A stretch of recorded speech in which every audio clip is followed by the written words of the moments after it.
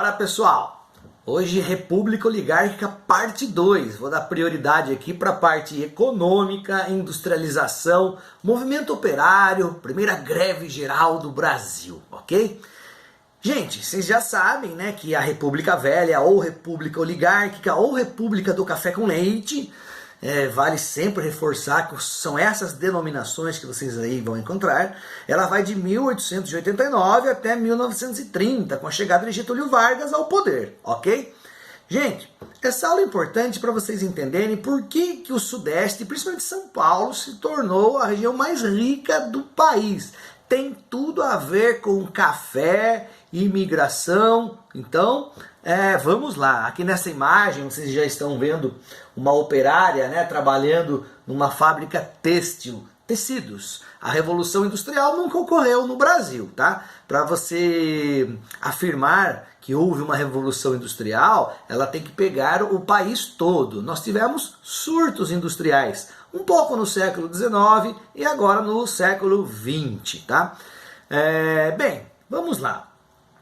Pessoal, aqui estão duas imagens, né, de São Paulo, principalmente os mais jovenzinhos aí, só se lembram, não se lembram disso porque não viram, né, só nos livros ou na internet, como eu peguei aqui essas duas imagens. Uma delas é da Avenida Paulista, né, veja que tem um bondinho lá ainda. E esse é um dos últimos casarões que restam ali nessa avenida que é o centro nervoso da economia brasileira nos dias de hoje. Olha que calmaria, né? Que delícia passear pela Paulista nessa época. Essas imagens são ali mais ou menos de 1905, 1900, primeira década do século XX, certo? Mas essa calmaria, né, a partir ali de 1915, 1920 em diante, ela vai deixando de existir, porque vai ter um processo de industrialização muito rápido. E da onde veio o dinheiro para industrialização? Veio do café, tá? Então aqui vocês estão vendo famílias de imigrantes, a maioria dos imigrantes que vieram trabalhar nas lavouras de café vieram da Itália, tá? Desde 1870 os italianos vieram em grande quantidade aqui para o Brasil. Alemães também, poloneses, mas os italianos se fixaram aqui na região paulista. Havia uma ideia, né? Então essa ideia ela não como alguns acreditam, essa ideia racial, essa ideia da população branca ser superior, não é uma ideia nazista, é que os nazistas se apropriaram dessa ideia de superioridade racial branca e levaram ao extremo, né? E aí tem uma problemática lá com os judeus, mas não vou entrar nesses detalhes aqui. Mas enfim, essa ideia da pureza racial branca, ela já vinha de longo tempo, ali no século XIX, várias pessoas, estudiosos defendiam isso. Galton, por exemplo, que interpretou erroneamente as ideias de Darwin, né? Daí surge a ideia do darwinismo social. O homem branco superior tende a levar a cultura europeia para o resto do mundo, senão as raças inferiores tendem a desaparecer, etc. E tal. E o Brasil né, ainda um país miscigenado. Atualmente, para vocês terem uma ideia, a população entre pardos, negros, de 56%, tá? Então acreditava-se que o Brasil era atrasado, subdesenvolvido por causa do povo miscigenado. Então o próprio governo incentivava a imigração. Pessoas do governo diziam que quanto mais brancos viessem da Europa, ao longo do tempo a população seria majoritariamente branca e o Brasil sairia do atraso, tá? É claro que é uma ideia ridícula, que não tem comprovação científica de modo algum, certo? Haviam congressos organizados no Brasil para discutir isso. Inclusive eles disseram que num prazo de 100 anos o Brasil atingiria essa meta, né, de branquear a população brasileira. Mas aqui, esse dinheiro do café, o café, gente, chegou a ser ser responsável por 70% da riqueza gerada no nosso país, tá? E quase todo o café era exportado. O maior comprador do nosso café era os Estados Unidos. Então imagina 70% da riqueza proveniente do café. E o café era plantado aqui, né, em várias regiões, no Vale do Paraíba, no Oeste Paulista. E ali no Oeste Paulista, onde mais encontrou um solo fértil. Ali que surgem os barões do café. E os barões do café, com esse excedente do lucro que eles tinham, às vezes, muitas vezes, eles investiam em outros setores da economia.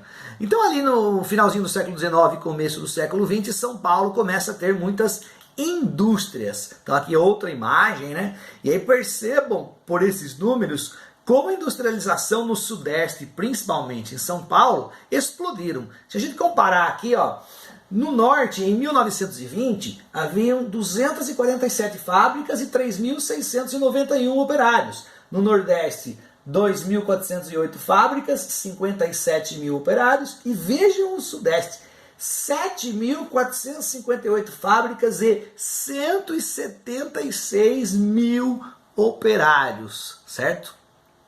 Voltando aqui um slide, esse é um gráfico da imigração. Vejam que, como eu falei anteriormente, o próprio governo incentivava a vinda desses imigrantes.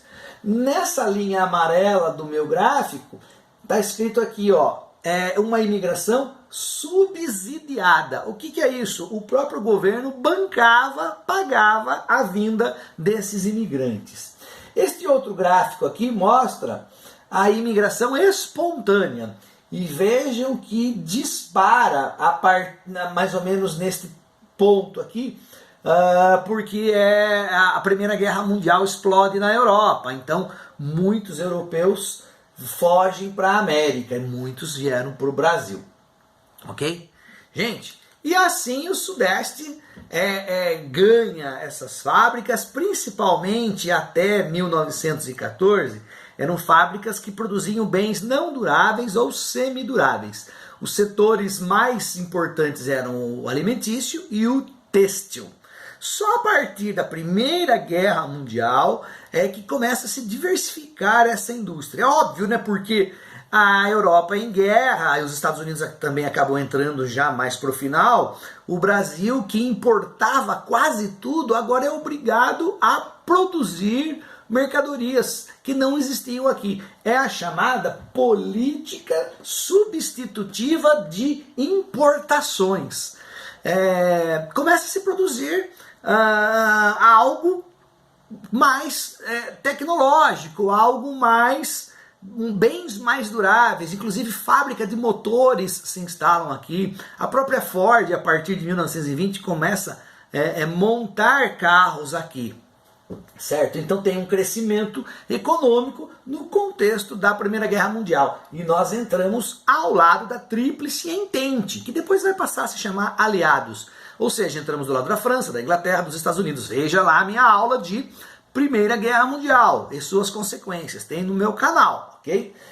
Nossa principal missão, além de mandarmos médicos ali na região da França, alguns soldados também lutaram ali na França, mas nossa principal missão era vigiar a entrada do mar Mediterrâneo, ali o Estreito de Gibraltar. Tá? Veja lá a minha aula que tem algo cômico que ocorre nesse momento. Tá? Eu não vou falar aqui de novo, você vai ter que assistir, tá bom? Gente, então esse é o contexto. Com o aumento da industrialização, havia uma exploração gigantesca em cima dos trabalhadores, não havia lei trabalhista, né? Aí começa a surgir timidamente os primeiros sindicatos, as primeiras associações de trabalhadores e as ideias sociais, as ideologias sociais. Também tem uma aula para vocês assistirem sobre anarquismo, socialismo, comunismo. Procura aí, tá? São as ideologias sociais do século XIX, que chegaram no Brasil somente no século XX. O anarquismo era muito forte no Brasil. Quem trouxe essas ideias, obviamente, que foram os imigrantes europeus, tá? E eles vão organizar as primeiras greves. Em 1917, nós vamos ter a primeira grande greve geral da história brasileira. começa em São Paulo, depois se espalha pelo Rio de Janeiro e outros locais. É uma influência direta da Revolução Russa. Gente, 1917 é o ano da Revolução Russa.